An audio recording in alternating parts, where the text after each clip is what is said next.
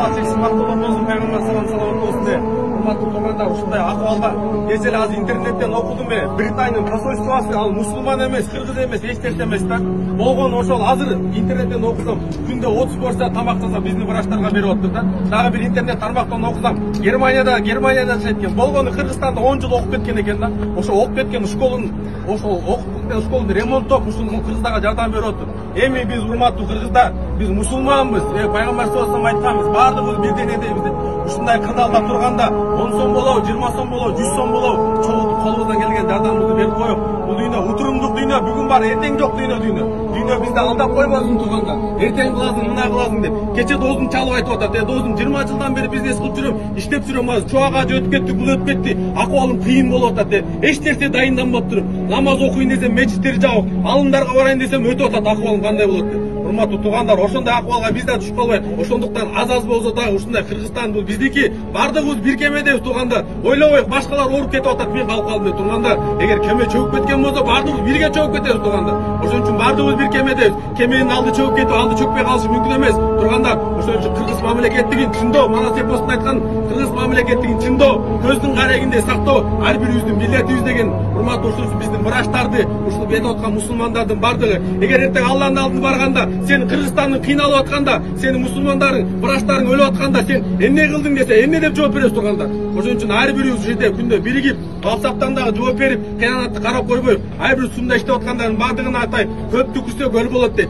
Садака баледен тозот дейт. Урматтуу туугандар, биз өзүңөргө бете бере албасак дагы соседтерибизге берейик, бир туугандарыбызга берейик, жакындарыбызга берейик. Анткенде Кыргызстанды сактап калабыз деген нерсе. Кыргызстан үчүн жаныбызды курман кылайык. Биздин акын айткандай, сен ооруба, мен ооруйн ата журт деген. Ошондуктан урматтуу туугандар, кыргыз эли бул биздин элибиз, биздин жерибиз. Ушундай акыбалда карап турбайбы урматтуу туугандар, баарыңыздардан суранабыз. Колубуздан келгенче бир адамды болсо дагы сактап калганга биздин мүмкүнчүлүк бар. Силердин кыянаттыгыңар, силердин көз Кыргызстандын кыянаттыгына карап тура албай, Кыргызстандын кыянаттыгына карап турбайбы урматтуу туугандар. Ар бириңиздер Аллах Таала эки дүйнөдө бактылуу кылсын, эч кимге зар кылбасын, эч кимге кор кылбасын. Жаман оорудан, жаман сөздөн, жаман көздөн Аллах Таала өзүбүздү сактасын. Аман эсен ушул нерседен чыгып кетейик. Аллах Таала Курандын маанисинде айткан, ар бир кыйынчылыктын артында жакшылык болот деген урматтуу туугандар. Ошол жакшылык кылыш үчүн, Алланын ачуусунбаш үчүн көп курбанчылыктарды кылайык, көп жардамдарды берейик, врачтарыбызга дуа кылайык. Кудай буюрса бул күндөрдө өтөт. Кыргызстан алдыга өнүгөт курулса Кудай буюрса. Ошо Кыргызстандын өнүгүүгө ар бирибиздин салымыбызды кошконго пока мүмкүнчүлүгүбүз барда, урматтуу туугандар, мүмкүнчүлүктү кошуп калайык. Врачтарыбыз өтүп кетип атат, алымдарыбыз өтүп кетип атат. Эртең врачтар өтүп кетсе бизди ким дарылайт урматтуу туугандар?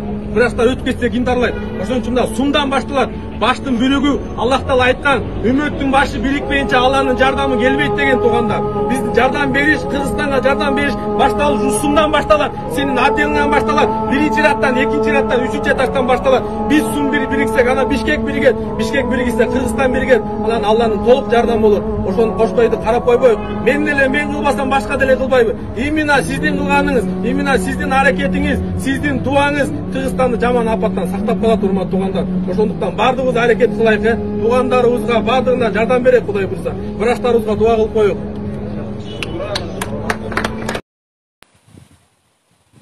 Здравствуйте. Я хочу сегодняшний прямой эфир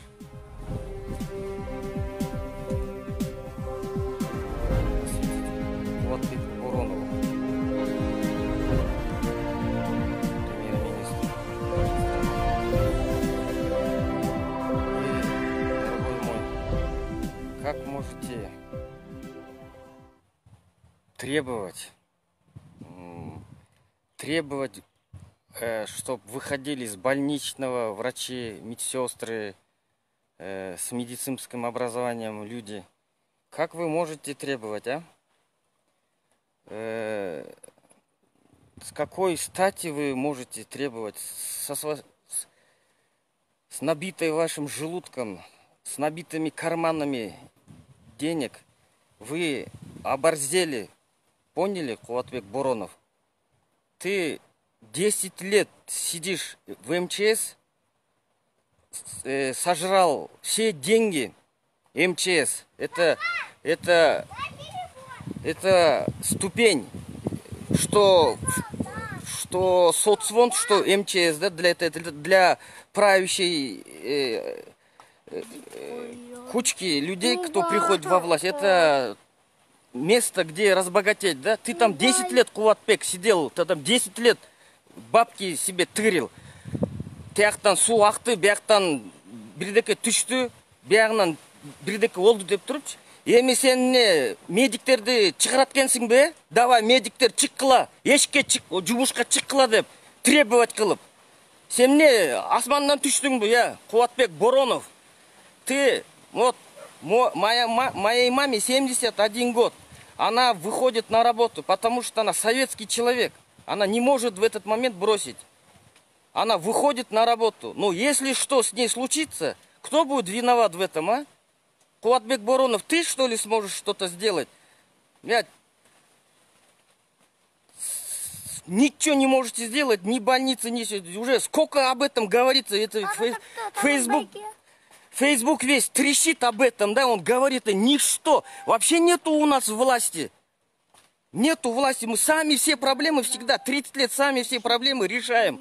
И тут какой-то Кулатбек Боронов, который обожрался, уже не знает, какое мясо жрет. Сидит, указывает, да, эй, ты должен, ой, выходите, люди, медицинским образованием, все должны, с больничного, с отпуска. Ты вот этих своих чемпириков вытяни с отпуска, твоих друзей, табақташтарды. С кем ты там бухаешь, с кем ты жрешь, тамақтарды жейсің, ана ошолорды чықырып албайсың ба? Жаңағы министрлеріңді тепкілебейсің, пускай они двигаются. Бияқтан шығып алып тұрып, тияққа шығып, емелерге чыққыла деп, жұмысшыларды деп, өзінчелі бір қиын болып тұр, қиратып ұстағансып. Сен бұл дүйнөде емне қираттың, я, ошо жашқа келіп алып тұрып, артыңды қарап тұрып сөйлеші, емне қираттың деп. Медиктерге кечирим сурап, медиктерден кечирип койгула, алтындарым кечирип койгула, ошондой болуп калды, чыгып койгула деген ордунда сен приказ берип атасың. Чыккыла деп. Сен приказ берчү, сен бар, эми үйүңө барып приказ бер, аялыңа бере алсаң. Карасаң муну уже сүйлөп атканды. Мына айтып коеюн. Мен мам дагы кыргызча айтып атам, 71 жашта жумушка чыгып атат. Еще болгондо да айылдан өзүнүн ыктыяры менен, өзүнүн жол кереси менен өзү жетип атат. Менде машина жок, аны күнүгө жеткизип, анан кайрам эткенде. Анан жолдо бараткан үчүн акчаларын баарын колго салып албагыла, тиги. Мен силерди жеткиздим деп туруп, медициналардан, момча акча төлөдүм деп туруп. Эми карап тур Боронов. Эми сен премьерге отуруп алып, сен тиги мыкты сөздөрдү, тиги артыңды көт жалагычтардын баарын сөздөрүн этип, мотуп керсейип отурбайсың. Айтып коеюн, мо ситуациянын баарына сен тартыласың. Жанагы предшественник өкөңөр, Мухаммед Калый дегендичи. Мухаммед Калый, ал соцфондтон байыган, сен МЧСтен байыгансың. Эми келип туруп приказдарды бересиң. Анан бир нерсени айткым келет да. Мына мам иштеп атат, мамды поликлиникадан немеден чыкырат. Жана капельницаны коюп бергиле деп туруп, машина жиберип туруп чыкырышат да, барганда да прокурордун үйүнө барыптыр. Прокурордун үйүнө барса, прокурордун үйүндө эме бар да, домработница есть, кухарка есть, своя медсестра есть, но она не умеет вены колоть. Ошону 1000 сом берип туруп, ошону сайдырып атасың. Үйүнүн ичинде ЭВЛ бар экен, и пол аптеки там у него дома. Эй, бок курсактар, байманаптар. Вы силер мне уже грань потеряли, да? Асман мен жерди уже билбей калыптырсыңар, да? Акыры өлүп атасыңар го силер деле. Канчалык ЭВЛ болбосун, канчалык акчаң болбосун. Ушундай достор, мен ошого жаман наразы болдум. Приказной тон менен медсестра, врачтарга какой-то премьер-министр сүйлөйт экен да, чыккыла жумушка. Анан азыр дагы эле приказдар менен эч кимди жибербей жатат. Бүт барын медсестра эмелерин барын коркутуп атат. Тиги увольнять кылабыз. Тиги эме менен увольнять кылабыз депчи, тиги. Ишылса. Папа, мама сказала, все, прекращай, папа ушел. Хорошо, все. Бияқта маам жумуштан келип калыптыр. Ошону кичине тосуп эметейин, жакшы тургула. Кудай буйрса, Боронов, ошону уктуңбу? Сенин үстүңдө көз турат. Сенин үстүңдө көз турат. Эч жака качпайсың. Иште андан көрө. Ушу жашоодо хотя бы возможность берди.